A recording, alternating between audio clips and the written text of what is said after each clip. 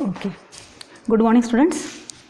ये जो क्वेश्चन है ये NCERT exemplar 1.4 exercise question number 2 है। क्वेश्चन बहुत इंपॉर्टेंट है, ध्यान से देखिए। Prove that one and only one out of n, n+2, n+4 is divisible by 3 where n is any positive integer. अभी इस क्वेश्चन का मतलब क्या है कि ये जो 3 नंबर्स है n, n+2, n+4, इसमें से सिर्फ एक ही नंबर को 3 से डिवाइड होता है और n क्या है? n is any positive integer. तो अभी यहाँ पे क्वेश्चन में कहा गया है डिविजिबल बाय 3। इसका मतलब आपको जो डिवाइज़र होगा वो 3 होगा। हमने देखा ना यूक्लिड डिवीजन लेमा में, तो डिवाइज़र 3 है। तो आप बताइए रिमाइंडर कौन से होंगे? क्योंकि remainder is always greater than divisor, that means remainder is less than 3। तो अगर r 3 से छोटा है तो r की वैल्यूज़ होने चाहिए 0, 1 एंड 2।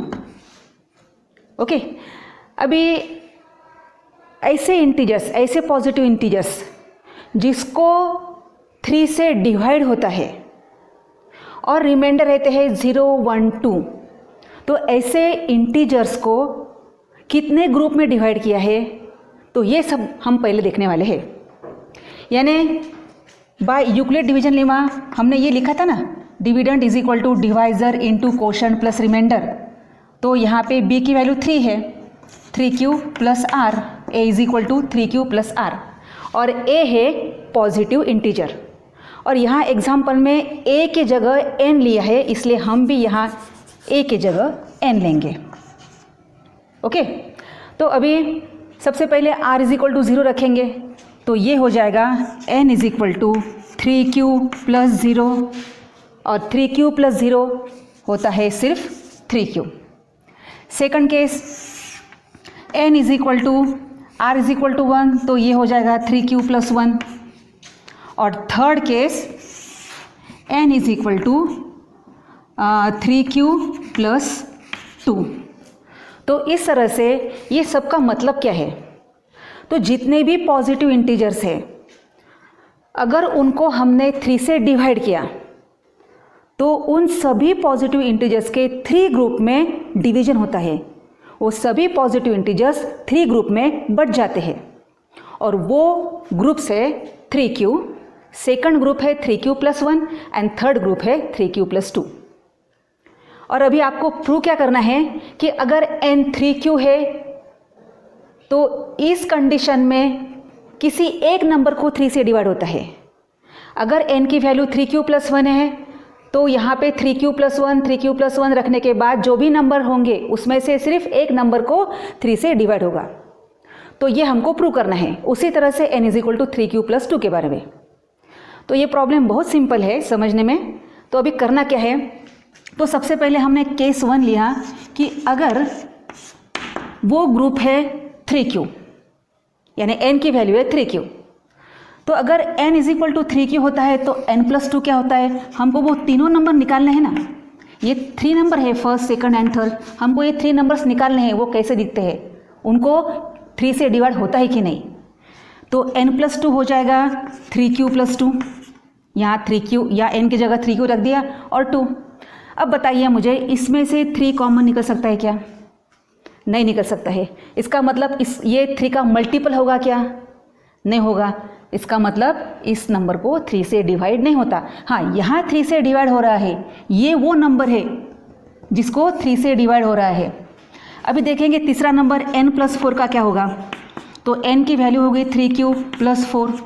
अभी इसमें से भी हम 3 कॉमन नहीं ले सकते। इसका मतलब ये नंबर को 3 से डिवाइड नहीं होता।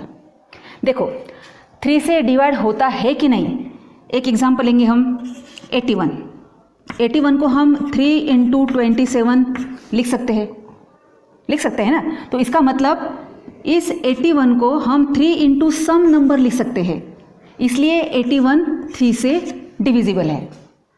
तो यहाँ फर्स्ट केस में 3 इंटू q है, यानी ये 3 का मल्टीपल है, इसको 3 से डिवाइड होगा, सिर्फ इसको। यहाँ 3, ये 3 का मल्टीपल नहीं है, ये भी 3 का मल्टीपल नहीं है। यहाँ 3 हम कॉमन नहीं ले सकते, यहाँ पर भी 3 कॉमन नहीं ले सकते।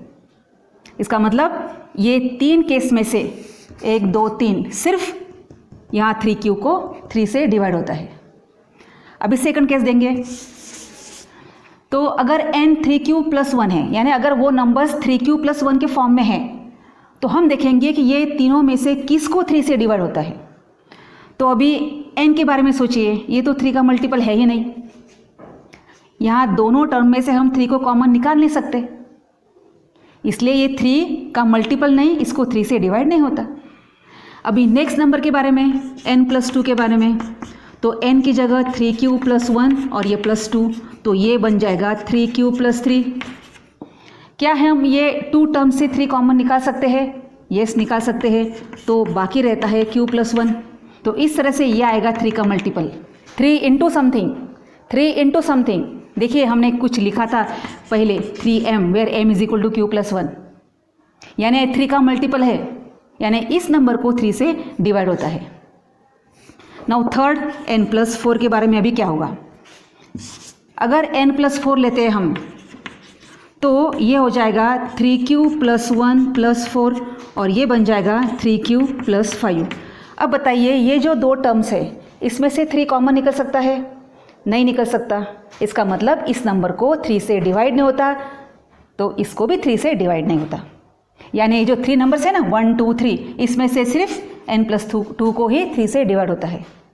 अब तीसरा केस, अगर n इस फॉर्म में है, तो 3q+2 के फॉर्म में है, तो क्या होगा। अभी इस कंडीशन में तो 3 से इसको डिवाइड नहीं कर सकते, क्योंकि 3 कॉमन नहीं निकलता। अगर ये दोनों टर्म में से 3 कॉमन निकलता है, तो फिर वो 3 से डिवाइड होता।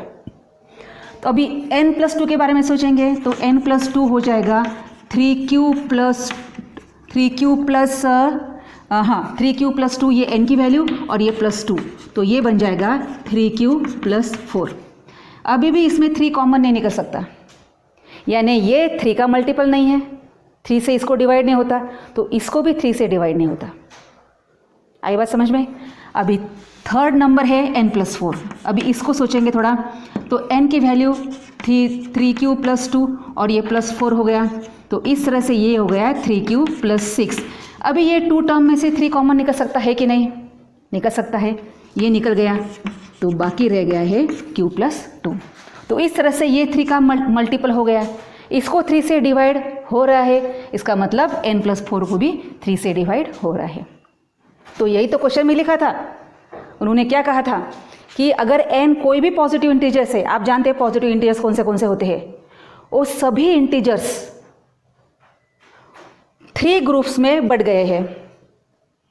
ओके, अब इसमें से हमको देखना है कि ये फर्स्ट, सेकंड, थर्ड, इसमें से किसी एक को ही 3 से डिवाइड होता है, यही क्वेश्चन ने कहा है। तो ये हमने एक एक केस लेके दिखा दिया है कि सबसे पहले इसको 3 से डिवाइड होता है, क्योंकि ये 3 का मल्टीपल है। सेकंड केस में n+2 को 3 से डिवाइड होता है, और थर्ड केस में n+4 को 3 से डिवाइड होता है। ओके, तो आप थोड़ा नीचे लिख देंगे कि n+2 is divisible by 3, n+2 is divisible by 3।